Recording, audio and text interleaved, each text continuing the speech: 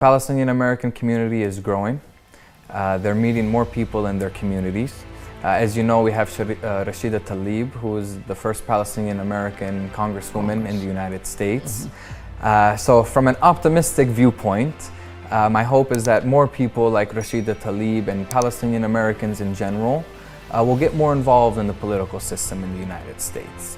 And not only that, but even the average Palestinian American needs to be more vocal and be an ambassador for Palestine. When they meet friends that are Americans, they should talk to them about Palestine, talk to them about their family heritage, and they should be proud of being Palestinian. Raising awareness about the Palestinian cause and the suffering of the Palestinian people under the Israeli occupation in the United States and the West in general is very important. But the question that remains unanswered, shall these campaigns lead to real change in the political position of the Western governments when it comes to the rights of the Palestinian people? To talk more about that, I have with me Professor of Political Science of Florida International University, Dr. Muhamed Ghumrawi. Welcome to our program, Dr. Muhamed.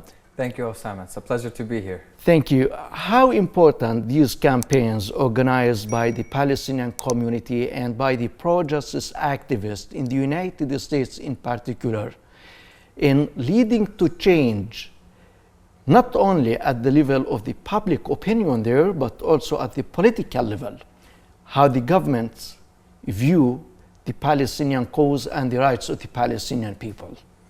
Yes, well, it's a great question. I think what we're seeing right now is a lot of youth becoming activated and learning about the Palestinian cause.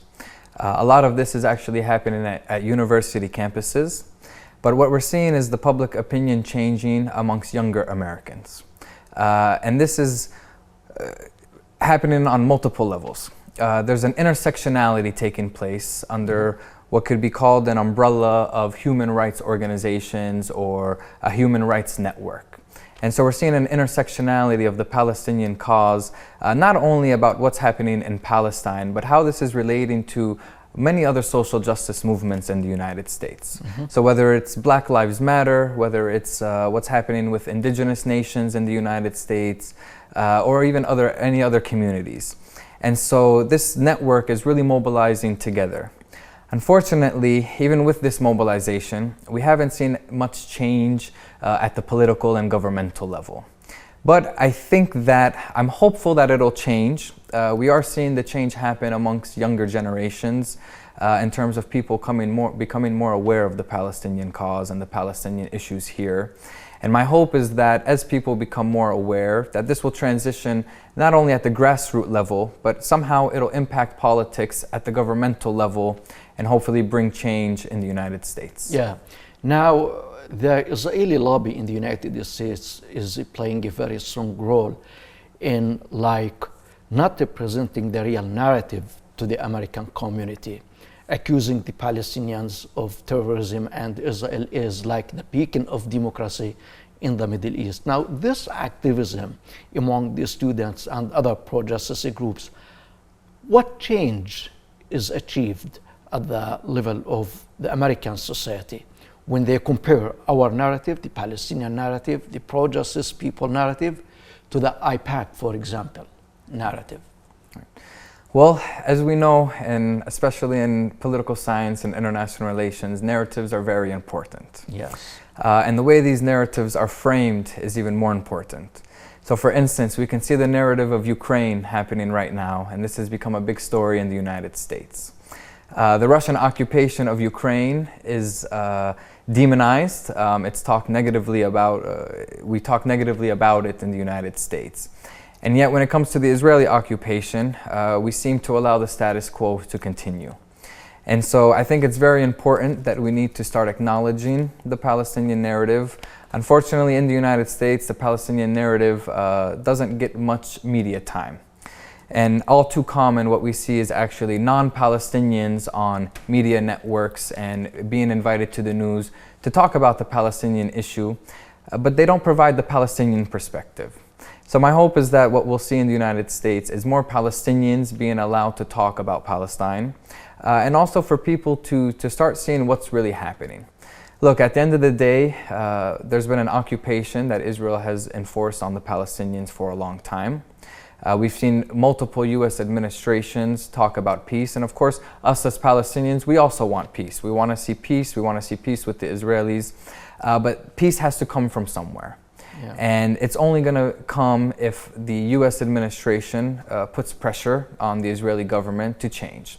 Mm-hmm. As long as there's no accountability and Israel is allowed to continue its illegal occupation of Palestinian land, then I don't think we're going to see any change at the governmental level. But this can change through activism, through Palestinians telling their story. We need more Palestinians to be able to tell the story of what's happening and to help challenge these generalizations that all Palestinians are terrorists, because as we know, this is not the truth. Yeah, you're talking about how to tell our story, and you're here in Palestine today, Dr. Muhammad, and you brought with you students from different universities and other citizens from the United States, citizens of Palestinian origin, and you had a tour in different cities and villages in Palestine. Do you think that such a program also has its impact on the mindset of the people who come from the United States to Palestine, and they get to know more about the reality of the Palestinians' struggle? Absolutely. I think it's very important to be able to bring people and to show them what's happening here, for them to also see with their own eyes the struggles that the occupation inflicts upon Palestinians. It makes daily life very difficult for Palestinians. And so it's so important to be able to show this to really anybody who's willing to listen and who wants to learn. Because once they see the realities of what's happening to Palestinians and the challenges, and also for the Israelis, this creates challenges for the Israelis. It's not in their best interest to continue this occupation. So I think that educating people is so important. Really, it comes back to education. Yeah. We have to educate people on what's happening here in the region and what the reality is here on the ground. And only then, I hope that we'll see some sort of change come about. Yeah. And if I ask you about the Palestinian community in the United States, Dr. Muhammad, to what degree you think we are making success in changing the image that the Americans have about the Palestinian and the Middle East in general, the Middle East culture, the Middle East civilization, and particularly when we talk about Palestine, to what extent you're making success in showing that the Palestinians have the right, the Palestinians are denied justice, the Palestinians' land is occupied, the Israeli colonial power is practicing all forms of violations against the Palestinians, and it's time now to put an end to this suffering. To what degree you think you're making a success in that? Absolutely. So I think Palestinian Americans play a very important role in this. Yeah. The Palestinian American community is growing. They're meeting more people in their communities. As you know, we have Rashida Tlaib, who is the first Palestinian American congresswoman in the United States. Mm-hmm. So from an optimistic viewpoint, my hope is that more people like Rashida Tlaib and Palestinian Americans in general will get more involved in the political system in the United States. And not only that, but even the average Palestinian American needs to be more vocal and be an ambassador for Palestine. When they meet friends that are Americans, they should talk to them about Palestine, talk to them about their family heritage, and they should be proud of being Palestinian. And so going back to people like Rashida Tlaib, I think right now what we are seeing in the US government is more and more people who are gaining positions of power and being more vocal. If you look at the last election that we had in 2020 in the United States, you saw Democratic candidates openly criticizing Israel. If you went back 20 years ago, doing something like this would have ended their political career. But I think now we're seeing it become less and less taboo in terms of being able to criticize Israel. You're seeing people like Rashida Tlaib, Ilhan Omar, Cori Bush, AOC, all people who have come out and been more critical of Israel and Israel's policies and have criticized the occupation of Israel on against the Palestinians. And they're still able to get reelected. Yeah. You know, they're still able to have political careers. In fact, just a few days ago, we've seen with the murder of Shireen Abu Akleh by Israeli forces, and her niece now is touring the United States. We saw members of Congress come out and support her and talk about Shireen Abu Akleh. And I think before this was unheard of. So yeah. I'm optimistic that we're seeing some change. I think, you know, the reality is this is what's happening in Palestine, and as Americans and as Palestinian Americans, we need to accept that and be more vocal and get involved in the political system in the United States to hopefully bring about change at the political level. Yeah. Dr. Muhammad, solidarity, sympathy, human values are ultimately important, okay? But when our planet is ruled by a capitalist system these days, power and money rules. So to what degree you think that activism, solidarity, raising awareness about the importance of realizing human rights for the Palestinian people and any other oppressed nation on this planet, how important is that? How can it affect the system that is based on, you know, economic and political interest, while human values are put aside most of the time, if not all the time? Right.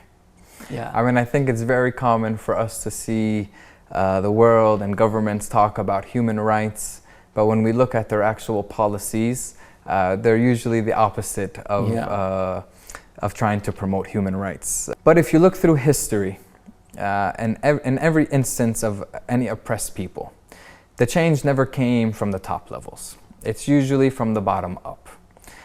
So yes, you know, you look at money, we look at resources.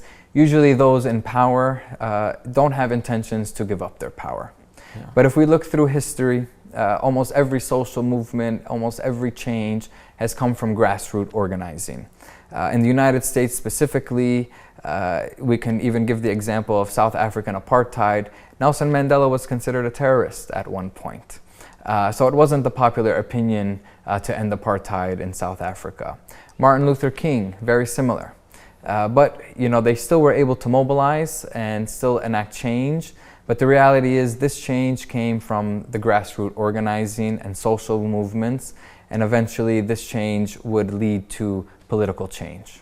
Yeah, and my final question to you, Dr. Muhammad, you have been here in Palestine for more than a week, I think, and you visited different cities, refugee camps, you went to Jerusalem, and you met with many Palestinians. So when you go back home to the United States and you meet with your students, your friends, and the people you have there, what positive things are you going to talk about here, and what negative things based on your observation and your visits to the different areas of Palestine? Well, I think in terms of the negatives, we're all very conscious of the negatives. Yeah. There's an occupation that's lasted too long. The occupation controls almost every aspect of Palestinian life, whether that's continued settlement growth in the West Bank, whether that's the checkpoints, whether that's the restrictions on the freedom of movement. Those are all the realities that Palestinians have to deal with on a daily basis, and this is something that the world needs to recognize and acknowledge. But I also leave with a little bit of optimism and hope. The Palestinian people are strong, they're resilient. Traveling through Palestine on this most recent visit, I can see even as much as the Palestinians have been through, they're still a loving people, a caring people, they're hospitable, they're welcoming, and they still somehow find a way to resist, even though they have all these implications on their daily lives from the occupation. They're still a people of hope. They're still a people who come together and celebrate, and I think this is really important. And if you look even through the cities, you can see that Palestinians, they're still businessmen and women. They're still thriving. They're still having economic and social development within the West Bank and within their cities and Palestinian cities. And so I think this is really important in terms of how Palestinian society is going to continue to grow. And I think the Palestinian society is going to be very successful in that. Professor of Political Science of Florida International University, Muhamed Ghumrawi. It has been a great pleasure having Thank you you, on our program. Osama. It's You're been a welcome. pleasure to be here, and I really appreciate it. Thank you very much. You're welcome. And ladies and gentlemen, thank you very much for watching. And from you, Osama Nazal, have a nice time.